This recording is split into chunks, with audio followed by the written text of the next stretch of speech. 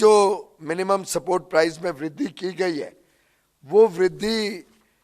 अगर हम अलग अलग जो क्रॉप्स देखें उसमें मूंग दाल पे सबसे अधिक वृद्धि की गई है। मूंग में 10.4 वृद्धि करके 5,705 रुपए की जो लागत है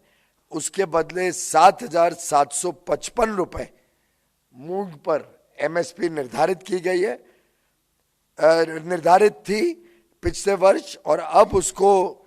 बढ़ा के 2023-24 के लिए 8,558 रुपए यानी 10.4% की वृद्धि 8,558 मूंग दाल पर नई खरीफ मार्केटिंग सीजन के लिए एमएसपी को सुनिश्चित किया गया। इसी प्रकार से जो ग्राउंडनट है उसमें भी 9% की वृद्धि हुई है और अब 6,357 रुपए ग्राउंडनट की एमएसपी रहेगी। सेसमम सीड जो है, सेसमम में भी 10.3% की वृद्धि की गई है, 8,635 रुपए उसका एमएसपी तय किया गया है। और पैडी जो साधारणतः बड़े मात्रा में उत्पादन होता है,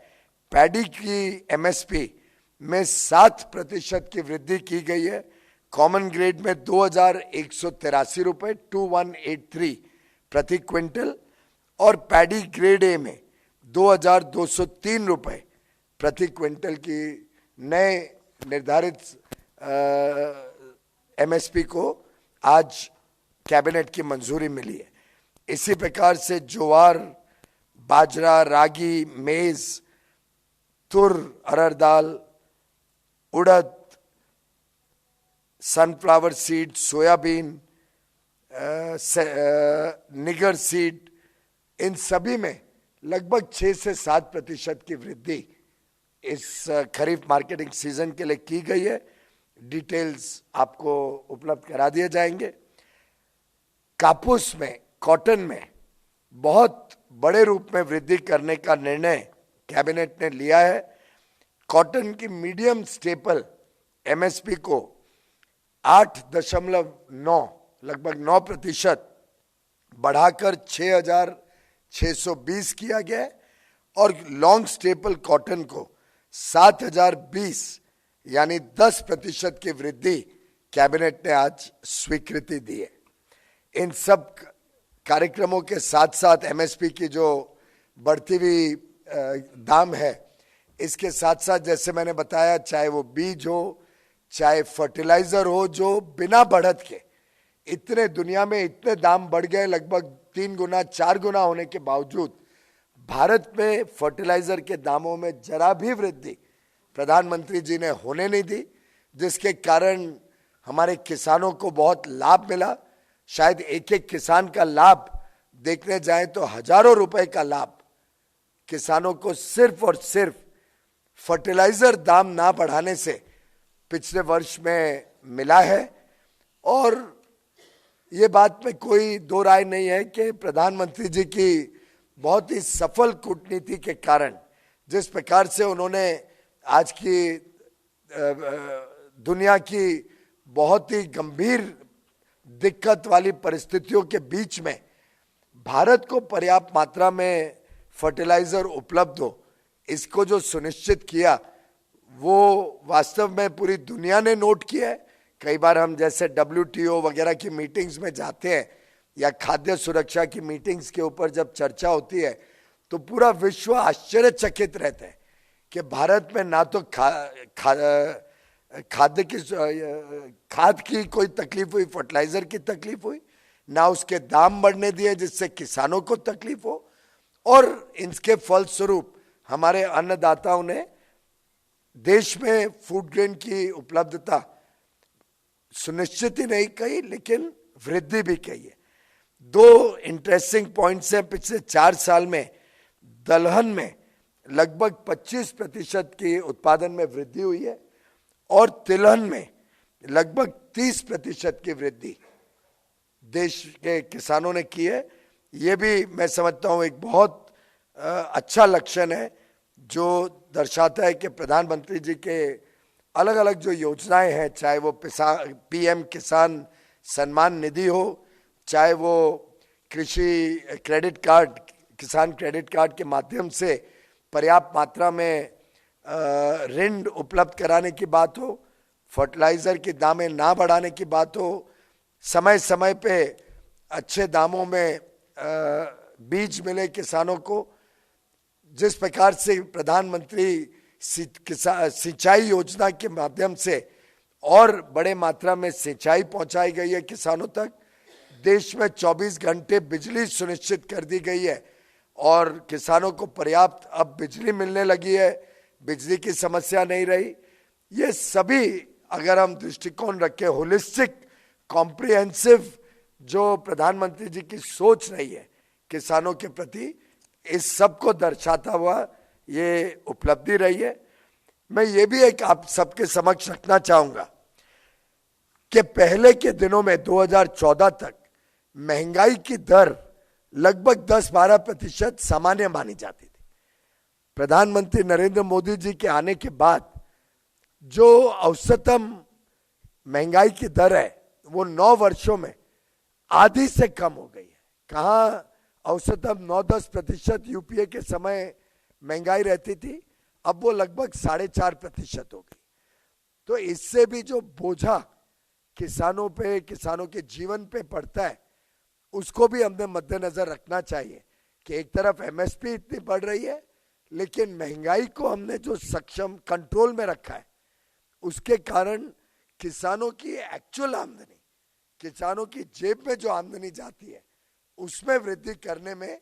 प्रधानमंत्री नरेंद्र मोदी जी की नीतियां, खासतौर पे बढ़ते हुए एमएसपी का अधिक से अधिक लाभ किसानों को मिला है। कम महंगाई में भी एमएसपी में इतनी बड़ी वृद्धि लोगों को, किसानों को जरूर लाभ देगी। मैं इसी के साथ साथ एक विषय पे और आपका ध्यान आकर्षित करना चाहूंगा। यह है जो मुफ्त में प्रधानमंत्री नरेंद्र मोदी जी ने प्रधानमंत्री गरीब कल्याण अन्न योजना के तहत 80 करोड़ लोग, यानी लगभग 16 करोड़ परिवार, 16-17 करोड़ परिवार, अगर औसतम 5 का एक आंकड़ा पकड़े तो 16-17 करोड़ गरीब या निम्न मध्यम वर्ग परिवारों को जो मुफ्त में अनाज दिया है, उसके कारण भी गरीब के घर में बहुत सहूलियत पहुंचती है, उनका खर्चा कम होता है, उनकी जेब पे बाहर तकलीफें कम पड़ती हैं। अगर सामान्य रूप में अगर हम देखें, तेलंगाना में 5 किलो चावल हर व्यक्ति के हिसाब से, अगर 5 व्यक्ति हो परिवार में, तो 25 किलो चावल तेलंगाना के गरीब परिवार को मिलता है। अब 25 किलो अगर वो बाजार में खरीदने जाए तो 40 रुपए किलो पे खरीदे तो 1000 रुपए उस परिवार का मासिक खर्चा हो जाएगा सिर्फ अपने परिवार के चावल खरीदने पे। कोविड के दिनों में तो इसको 2 गुना कर दिया गया, यानी कोविड के दिनों में जब 10 किलो चावल दिया जाता था तेलंगाना के लोगों को, तो सीधा 2000 रुपए का लाभ, बेनिफिट हर गरीब परिवार को, हर निम्न मध्यम वर्ग के परिवार को सीधा मिलता था। अगर अंत्योदय अन्न योजना के तहत जो प्रधानमंत्री गरीब कल्याण अन्न योजना में आते हैं, जिन परिवारों को 35 किलो दिया जाता है, अब 35 किलो का देखें तो सीधा 1700 रुपए मासिक उस परिवार का खर्चा चावल में तेलंगाना में बचता है। और ये स्थिति कर्नाटक की है। 5 किलो चावल जब कर्नाटक में हर परिवार को दिया जाता है, गरीब परिवार को 5 किलो प्रति व्यक्ति, यानी 25 किलो कर्नाटक के हमारे गरीब परिवारों को, निम्न मध्यम वर्ग परिवार को दिया जाता है, तो सीधा 1000 रुपए मासिक उस परिवार को लाभ मिल रहा है। कोविड के दिनों में वहां भी 2000 रुपए का लाभ हर परिवार को मिला। 28 महीने तक ये लाभ उनको मिलता रहा, 28 महीने तक। अंत्योदय अन्न योजना के तहत जो बेनिफिशियरीज है, लाभार्थी हैं, उनको आज भी 1700 रुपए तक का लाभ, 35 किलो जब चावल मिलता है तो सीधा उनके जेब में बचत होती है। और ये आंध्र प्रदेश ले लो, पूर्वोत्तर के राज्य ले लो, सब में सीधा 1000 रुपए का लाभ हर परिवार को पहुंच रहा है। तमिलनाडु में भी 5 किलो जब चावल पहुंचता है प्रति व्यक्ति और 25 किलो प्रति परिवार और 35 किलो प्रति अंत्योदय अन्न योजना के तहत बेनिफिशियरी को, तो सीधा 1000 रुपए उनकी जेब में बचत होती है। पश्चिम बंगाल में 3 किलो चावल, 2 किलो गेहूं के हिसाब से अगर हम देखें तो परिवार को जब 5 के औसतन मैं ले रहा हूं 5 का परिवार, तो सीधा 900 रुपए पश्चिम बंगाल के हर परिवार को हर महीने बचता है। कोविड के दिनों में उनका भी 1800 रुपए प्रति महीना 28 महीने तक बचा। ये एक मैं सिर्फ दर्शाना चाहता हूं कि प्रधानमंत्री नरेंद्र मोदी जी ने जिस प्रकार से एक संवेदनशील सरकार चलाई, जिसने सामान्य तौर पे हर महीने 2 लाख करोड़ रुपए से, हर साल 2 लाख करोड़ रुपए से अधिक प्रधानमंत्री गरीब कल्याण अन्न योजना में मुफ्त में अनाज देने में पूरा भार, 100% भार केंद्र सरकार के ऊपर लिया। और कोविड के दिनों में तो अधिक 4 लाख करोड़ रुपए केंद्र सरकार ने अधिक खर्चे किए। ये एक प्रकार से किसानों को भी लाभ मिले, किसानों को सही दाम मिले, एमएसपी अच्छी मिले, उनके घर में भी खुशहाली आए और 80 करोड़ भारतवासियों को भी महंगाई या महंगा अनाज बाजार से ना खरीदना पड़े, वो भी जो सहूलियत दी है, ये एक प्रकार से उनके संवेदनशील व्यक्तित्व का परिचय देता है। मुझे लगा थोड़ा होलिस्टिक इस एमएसपी के निर्णय के बारे में आपसे शेयर करूं कि इसका कितना बड़ा प्रभाव देश में पड़ता है, जिससे सामान्य परिवार मुक्त हो जाता है अपने रोजमर्रा की जरूरतों से और अब वो देश की आशाएं, अपेक्षाएं और आकांक्षा लेके और अच्छे भविष्य के लिए मेहनत करता है। युवा युवती काम करना चाहते हैं और देश इसीलिए देश की दुनिया की सबसे तेज गति से बढ़ने वाली अर्थव्यवस्था बनी है माननीय प्रधानमंत्री नरेंद्र मोदी जी के नेतृत्व में। इसी के साथ साथ और हम में से यहाँ उपस्थित सभी कई अधिकांश दिल्ली के पत्रकार भाई बहन हैं,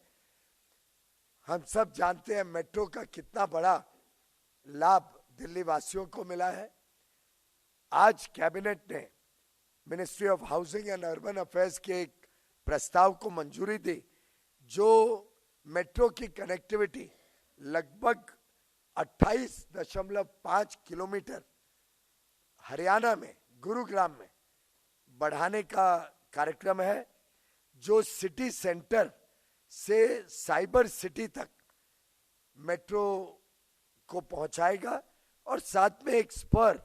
एक 1.5 किलोमीटर लंबा अलग लाइन, साइड की लाइन स्पर लाइन बोलते हैं, वो द्वारका एक्सप्रेसवे को भी कनेक्ट करेगी मेट्रो से। ये लगभग 5453 करोड़ रुपए की लागत से 4 वर्षों में पूरा किया जाएगा, जिससे हमारे हरियाणा के खासतौर पे गुरुग्राम के लोगों को तो बहुत बड़ा फायदा होगा ही। लगभग 7.5 लाख अनुमानित है रोज यातायात करेंगे इस मेट्रो लाइन पे, जो इसका लाभ लेंगे। और इसके फलस्वरूप अनुमानित है कि जो गुरुग्राम है उस क्षेत्र में आईटी सेक्टर, इनोवेशन सेक्टर, देश और विदेश की कई कंपनियां वहां पे काम करती हैं।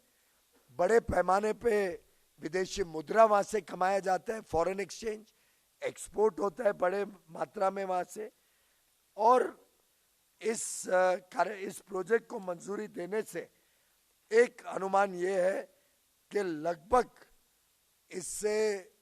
लाखों की संख्या में नए रोजगार के अवसर गुरुग्राम में शुरुआत होगी। एम्प्लॉयमेंट जनरेशन की बात करें तो इस क्षेत्र में 2019 में अनुमानित था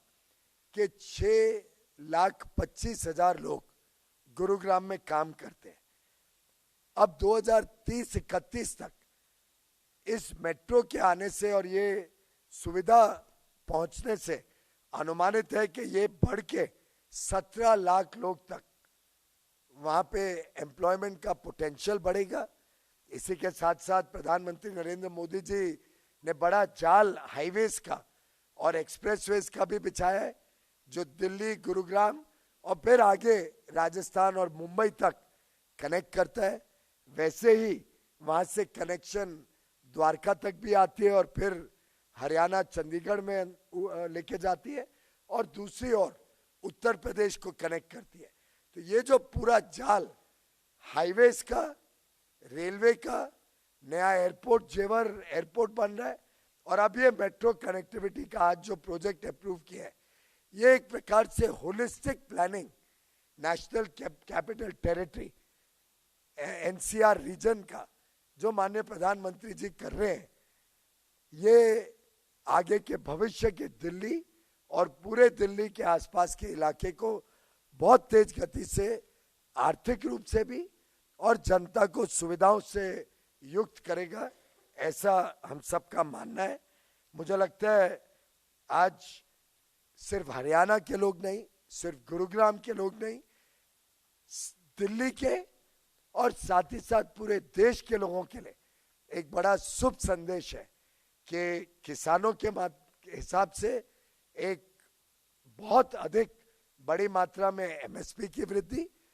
और ट्रांसपोर्ट और इंफ्रास्ट्रक्चर के क्षेत्र में दिल्ली और नेशनल कैपिटल रीजन में सुधार और वृद्धि से पूरे देश को भी और देश की अर्थव्यवस्था को भी और बल मिलेगा। बहुत बहुत धन्यवाद।